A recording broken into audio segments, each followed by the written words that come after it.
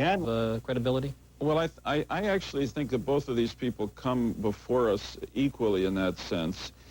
Perhaps I'd give Judge Thomas a presumption in fairness so that some level of proof is made so that we don't create a situation where anybody can come in and make an allegation. But the major reason why I give Judge Thomas a presumption here is based on all the other evidence we've had. In other words, there's an accumulation of evidence about his character.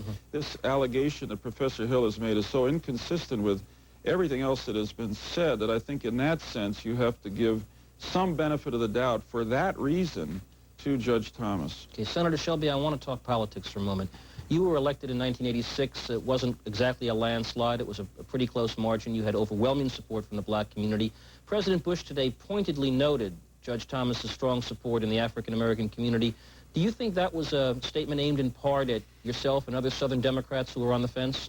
well, you'd have to ask the president that. I talked with the president. He didn't come tonight, so I'm asking you. I know, but I talked with him earlier tonight. He didn't mention that at all to me. He was just asking me, along with other senators, to really consider voting for Clarence Thomas tomorrow, and I told him I would give him every consideration, but I hadn't made up my mind. But getting to the issue you just raised, I think you ought to vote the issue from the facts that comes down either way.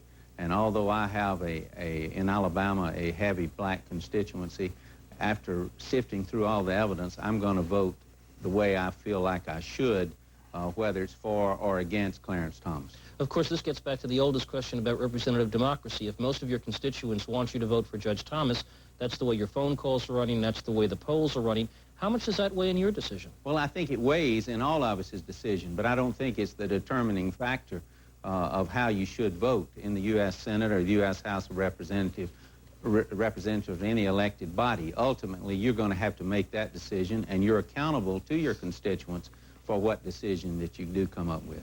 Senator Lieberman, on the other side, Eleanor Smeal and Kate Michelman, other leaders of women's groups, have said flat out that they intend to exact political retribution against senators who don't vote against Judge Thomas. Now, I don't expect you to say, yes, I'll do whatever an interest group says, but is it a fair thing to weigh in your own calculations that there are political winds blowing one way or another? Well, I think you weigh the arguments that are being made, but I never respond well to threats from any group.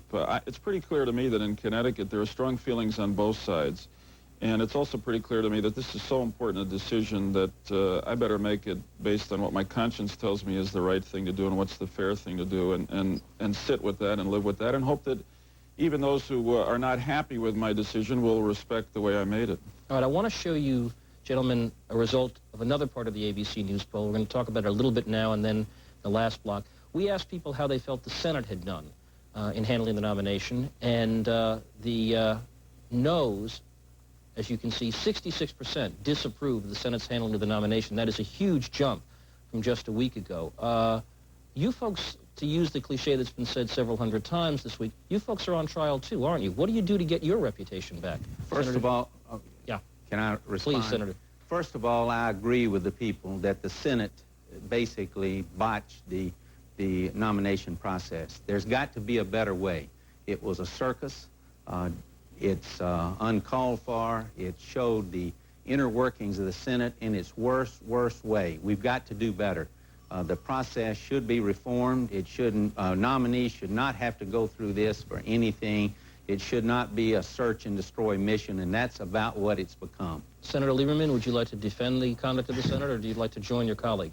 Well, I'd like to do a little of both. In the first place, once the sexual harassment allegations were made, I think there was an inevitable logic to the way in which the Senate had to go forward with hearings, and those hearings were awkward, were unseemly, and inevitably the Senate is blamed for it. I heard critics of one or another member of the committee for the way in which the questioning was done. It was a tough spot they were under, but the lesson that I hope we learn from this is how we deal with charges of this personal nature in the future.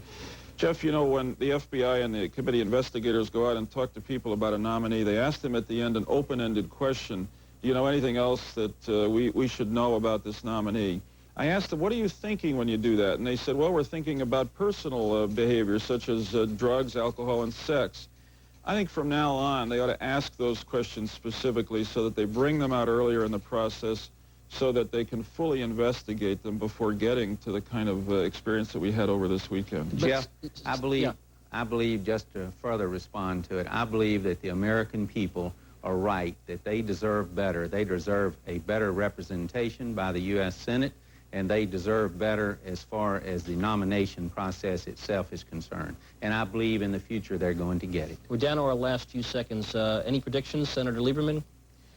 The odds are that Judge Thomas will be confirmed, and that's because he probably had close to 60 votes before the sexual harassment charges were made. But it's by no means certain, certainly not in my case, and I gather Dick Shelby's. I think the vote will be close. I'm not doing a poll on it, and tomorrow we're both going to have to vote one way or the other. That's probably the only prediction tonight that I can guarantee will stand up by tomorrow. I want to thank Senator Joseph Lieberman of Connecticut for coming by. Senator Richard Shelby, thanks very much for coming back from Alabama and stopping here on your way to a nice, easy day tomorrow. And we will be back in a moment with a program note. Ford will carry the Senate vote on the Clarence Thomas Supreme Court nomination live beginning 6 p.m. Eastern Time tomorrow. And, of course, there will be extensive coverage on World News Tonight and on Nightline. That's our report for tonight. I'm Jeff Greenfield in Washington. For all of us here at ABC News, good night.